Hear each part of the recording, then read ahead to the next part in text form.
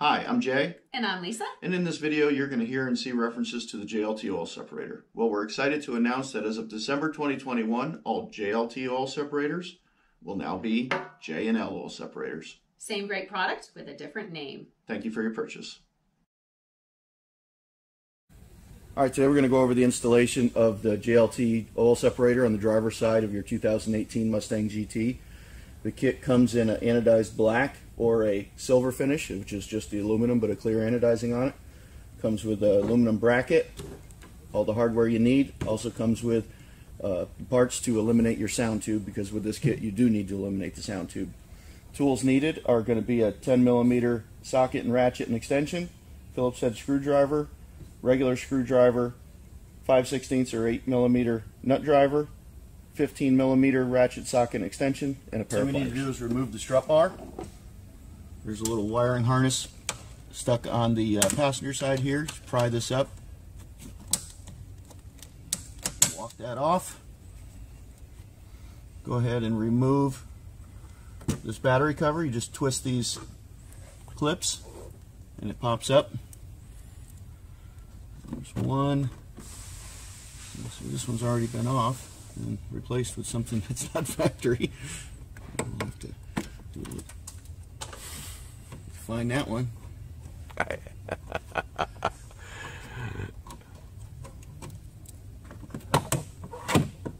Remove all nuts for the strut bar.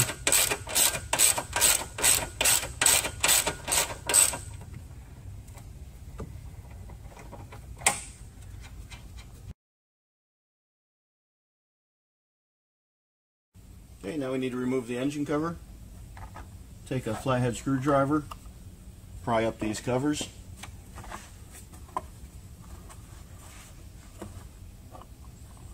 You've got 10mm nuts holding it on in the front.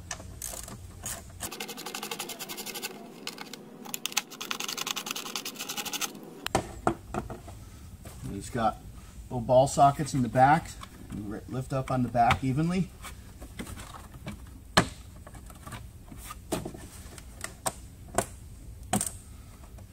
Same with the middle.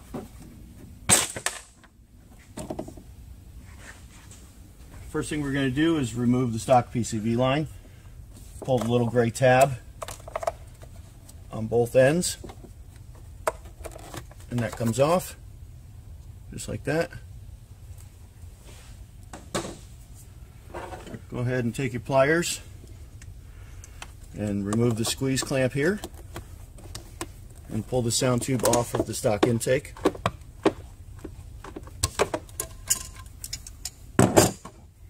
There's a pin that's holding it to the shock tower here. I didn't have this in the tool list in the beginning, but it does help. You can use a pair of pliers or a screwdriver. And now we're going to show you the easy way to get this out.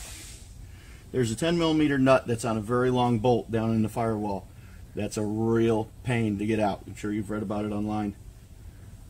But it's just held down with a rubber grommet. So we're going to go ahead and yank it out.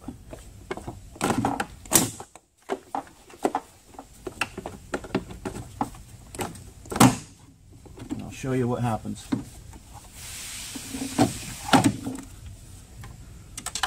This is what's in the firewall, and this is just a rubber grommet around here and the nut that's holding it on.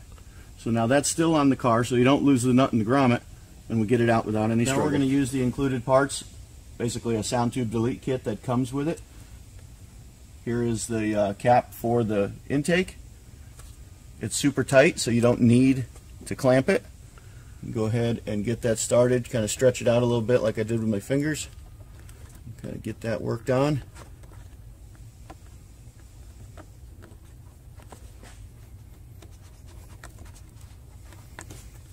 There you go. Okay, this is the cap that's included for the firewall. We call it the firewall plug. I'm going to go ahead and get down in there and push that in. It's a weather tight plug. It's really tight and it's an awkward position. You just got to kind of get in there, get one corner going, and kind of work it around with your thumb. It's a bear, absolutely.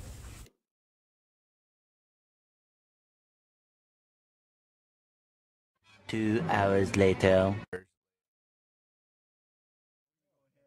Mount the bracket to the tab on the side of the shock tower.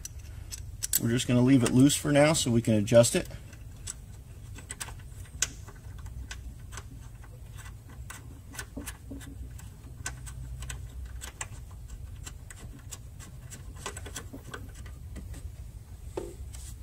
Now we're going to bring the assembly down and mount it to the bracket. It's a tight area. I'll show you how to route these hoses. This one we're going to go underneath this line right here. Bring it up around and just let that sit. This line right here, you want to get down, get it past this coil plug right here.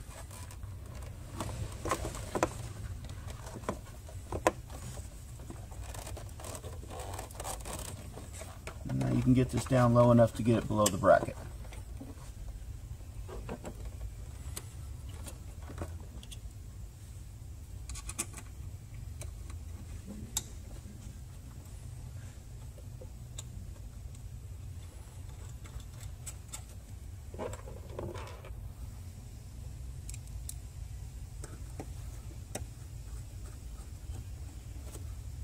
Go ahead and tighten up the screws.